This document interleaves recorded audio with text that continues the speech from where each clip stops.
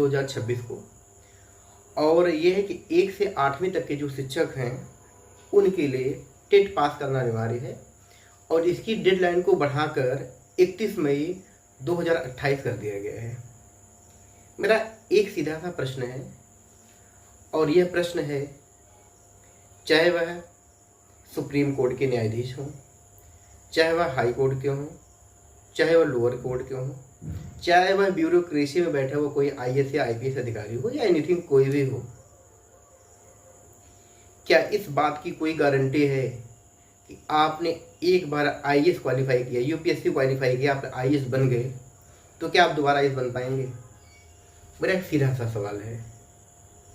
शायद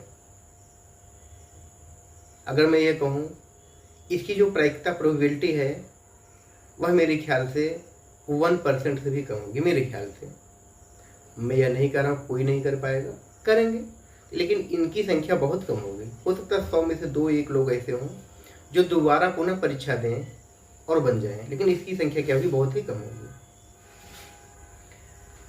और जो शिक्षक बहुत दिनों से कार्यरत हैं, जिनके पास सालों का अनुभव है, वो कई साल से अध्यापन का कार्य कर रहे हैं। अच्छा, अध्यापन ही नहीं, इसके अलावा बहुत सारे कार्य होते हैं गवर्नमेंट के, चाहे वह चुनाव हो, चाहे वह जनगणना हो, कई सारे कार्य भी कर रहे हैं। क्या शिक्षकों का अपमान नहीं है कि उनको टेट पास करना अनिवार्य है? क्या उन पर भरोसा नहीं है?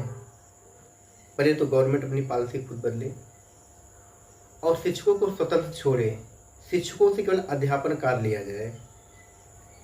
इसके लिए आप लोग भी एक स्वर में आवाज़ उठाइए, नहीं तो ऐसे बहुत सारे कानून नियम आते रहेंगे और ये कानून नियम शिक्षकों के ऊपर लागू, कभी शिक्षकों के लिए भूसा भरना है तो कभी गौशाला की देखरेख करने, बहुत सारे ऐसे आते रहते, वायरल होते रहते हैं।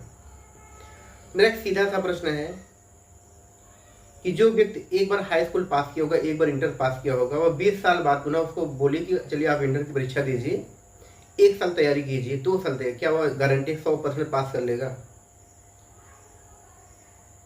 100% पास तो नहीं कर पाएगा, इसकी कोई गारंटी नहीं है। ऐसे होंगे, इनकी संख्या बहुत कम होगी।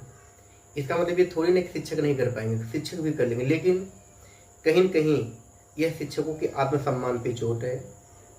गवर्नमेंट को और